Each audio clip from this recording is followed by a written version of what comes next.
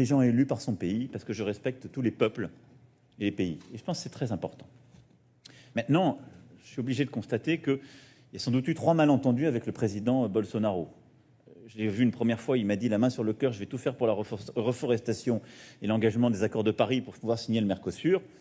15 jours après, il faisait le contraire en limogeant des scientifiques. Bon, on peut dire qu'il ne m'a pas dit la vérité. Quelques semaines après, il a eu un rendez-vous urgent chez le coiffeur quand il devait recevoir le ministre des Affaires étrangères.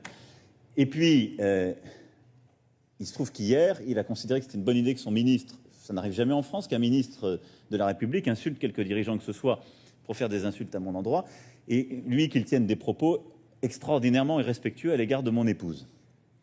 Qu'est-ce que je peux vous dire? C'est triste. C'est triste. Mais c'est triste d'abord pour lui et pour les Brésiliens. Et donc, moi, je pense que les femmes brésiliennes ont sans doute honte de lire ça de leur président. Je pense que les Brésiliens, qui sont un grand peuple, ont un peu honte de voir ces comportements et ils attendent, quand on est président, qu'on se comporte bien à l'égard des autres. Et comme j'ai beaucoup d'amitié et de respect pour le peuple brésilien, j'espère très rapidement qu'ils auront un président qui se comporte à la hauteur.